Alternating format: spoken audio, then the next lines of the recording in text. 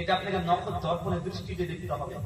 আপনার মেয়ে কার সঙ্গে সমস্যা করছে, ফোনে ঘন্টার পর ঘন্টা গল্প করছে, আপনার মেয়ে কার সঙ্গে মেসেজে কার সঙ্গে চ্যাট করছে, এটা আপনাকে দেখতে হবে। কেন? কারণ পাপ থেকে বাঁচার জন্য দুনিয়াতে সবচেয়ে বড় কোনো মাধ্যম যদি হয়ে থাকে সেটা বন্ধু। তার বন্ধু যেমন আপনি অটোমেটিক যেমন হয়ে যাবে।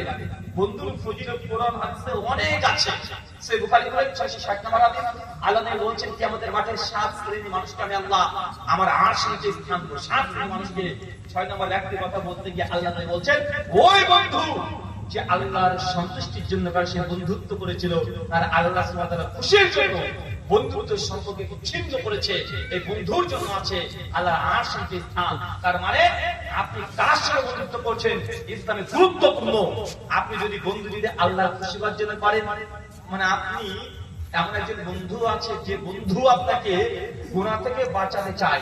নামাজের ওয়াক্ত হয়ে গেলে বলে বন্ধু চল নামাজ পড়ে আসি, এমন আছে না? কথা বলে আপনি নেক কাজ করতে উদ্বুদ্ধ করে না, যে আপনি কোন হারাম কাজে যুক্ত আছে, আপনাকে গিয়ে বলছে দেখিস হারাম কাজটা করিস না, ছেড়ে দে, এটা করলে অন্যায় হবে, আল্লাহ গুনাহ দিবে। এরকম বন্ধু আছে না? নাই আছে। আবার কিছু কিছু বন্ধু আছে বলে চল আজ কোন দেব দিন খুশি চল একটা খেয়ে আসি, কিন্তু আমার তো টাকা না, যা আমি দেবো, টাকা কি লাগবে, মানে আজকে কি আজ খুশির দিন মদ খাবে। আবার একজন এসে গার্লফ্রেন্ডের ছেঁকা দিয়েছে, বুঝি কিরে বন্ধু কি মন খারাপ কেন, বুঝি গার্লফ্রেন্ড ছেঁকা দিয়েছে, খুব দুঃখের দিন, কষ্টের দিন, কি করবি চল খেয়ে আসি। আর একদিন বসে আছে কোনো কাজ নেই, কিরে বসে আছিস কোনো কাজ নেই, মানে ভালো লাগছে না, কোনো কাজ কাম নেই কয়দিন ধরে, তো কি করবি চল একটা খেয়ে আসি।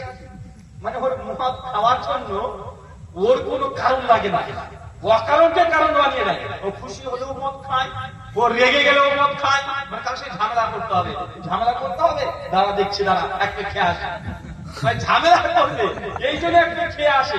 এমন মানুষ আছে না? নাই কথা বলে। তো এরকম বন্ধু সমাজে আছে না? এই বন্ধু সমাজে বেশি, মানে ওকে খারাপ করার জন্য ও নিজে পয়সা খরচ করে। তাই ইসলামে আল্লাহ সুবহানাহু ওয়া তাআলার নবী জানিয়ে দিয়েছেন আপনি যদি আল্লাহর সন্তুষ্টির জন্য আল্লাহকে খুশি করার জন্য বন্ধুত্ব নির্বাচন করেন, আল্লাহ আরশের নিচে স্থান দেবেন আর বন্ধু সম্পর্ক ছিন্ন করে দিবেন। যে বন্ধু তোমাকে অনেক দিন ধরে বলছি তুমি বিড়ি সিগারেট জর্দা নেশার দ্রব্য খেও না, পান করো না, এটা গুনাহ পাপ, দীর্ঘদিন ধরে বলছি, তুই আমার কথা শুনছো না, আজ থেকে তোমার সঙ্গে আমার সম্পর্ক নেই, তুমি যদি বিড়ি না ছাড়ো তাহলে তুমি আমাকে ছেড়ে দাও। এমন বন্ধু আছে না? নাই। আল্লাহর খুশির জন্য বন্ধুত্ব করা আর আল্লাহকে রাজি করার জন্য বন্ধু যদি খারাপ চরিত্রের হয় তার কাছ থেকে পরিত্যাগ করে দেওয়া, এটা হচ্ছে আল্লাহর আরশের নিচে স্থান পাওয়া একটা কারণ। তাই গুনাহ থেকে যদি বাঁচতে চান বন্ধু নির্বাচন এটা খুব গুরুত্বপূর্ণ।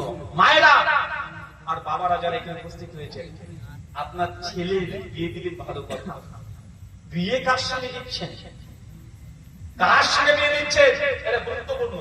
বন্ধু বলতে শুধু ছেলে ছেলে বন্ধু নয়, আপনি যাকে বিয়ে করবেন আপনি স্ত্রী স্বামী স্ত্রী, এটা একটা বন্ধুত্বপূর্ণ সম্পর্ক, সম্পর্ক নয়, এটাই সম্পর্ক। জি, যদি জীবন সঙ্গী যদি আপনি ভালো না পান, একজন পাক্কা মুমিন ও কাফেরে পরিণত হয়ে যেতে পারে, পারে কি পারে না? আবার যদি জীবন সঙ্গী ভালো হয়ে যায়, একটা ফাঁসেক জালেম তাকেও অনেক বড় মাপের একজন পরেশগার ব্যক্তি মানে দেওয়া সম্ভব, সম্ভব কি সম্ভব নয়? তাই জীবনে যখন বিবাহ করছেন এই সময় খুব গুরুত্বপূর্ণ পাত্র পাত্রী নির্বাচন করা।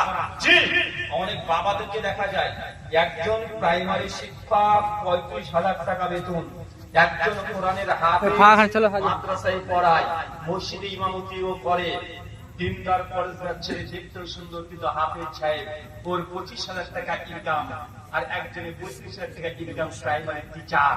বলেন তো আপনি আপনার মেয়ের বিয়েটা কার সঙ্গে দেবেন? দেওয়া উচিত তো অনেক কিছু দেয়, কার সঙ্গে? সমাজ কাকে দেয়?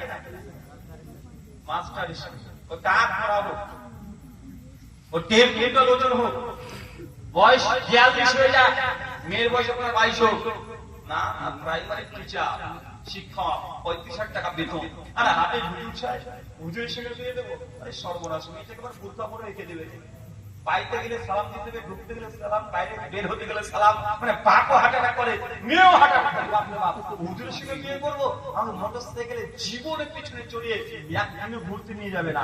হুজুরের সঙ্গে বিয়ে করা মানে আমাকে বোরখা বন্দি করে রেখে দিবে, না না, বৃষ্টির মরে যাও তবু ভালো, ওই হুজুরের সঙ্গে বিয়ে করবো না। এমন আছে না? না আছে আছে। বিয়ের আগে বাপ এবং মেয়ে দুজনই টেনশন।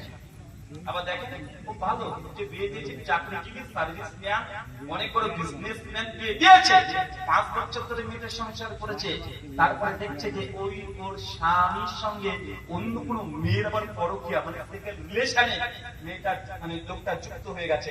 প্রতিদিন রাতে মদ খেয়ে আসে আর বউটাকে ধরে পেটায়, তখন ওই মেয়েটা বলে আমাদেরকে শেষে বলে, হুজুর আমার স্বামীটা খুব বদমেজাজি হয়ে গেছে, আগে ভালো ছিল খুব খারাপ হয়ে গেছে, প্রতিদিন আমাকে মারে, মদ খেয়ে আসে। তোমার স্বামীকে বোঝান না, ও যেন মদ না খায়, ও যেন এই মারামারি না করে, একটু ওকে নামাজি বানান না, একটু মসজিদে যেতে বলেন না। বিয়ের আগে কি হয়েছিল? প্রত্যেক মেয়ে বিয়ের পরে যখন বাচ্চা কাচ্চা হয়ে যায়, তারপরে চাই যে আমার স্বামীটা যেন মসজিদে যায়, নামাজি হয়। মেয়েরা বিয়ের 5 বছর পর যখন বাচ্চা 2-3টে হয়ে গেছে, তখন চাইছে যে আমার স্বামী যেন নামাজি হয়, আমার স্বামী যেন মদ বিড়ি সিগারেট না খায়। কিন্তু বিয়ের আগে কি বাবা নামাজ পড়ে, ওর কাছে যাওয়া যাবে না, তখন ভোর করে তো উঠে গোসল করাবে, আমার নামাজ পড়তে বলবে, মানে ভয়ে ভয়ে করে। তাই আপনাকে আগে বলছি, যদি গুনাহ থেকে বাঁচতে চান, জীবন সঙ্গী যখন নির্বাচন করছেন, সেই সময় উত্তম জীবন সঙ্গী যদি না পান, তাহলে গুনাহ আরো আস্তে আস্তে বাড়তে থাকবে, গুনাহ থেকে আপনি কমাতে পারবেন না। তিন, পাপ থেকে বাঁচার উপায়, আপনি তার সঙ্গে উঠা বসা করছেন, নেক মজলিস, ভালো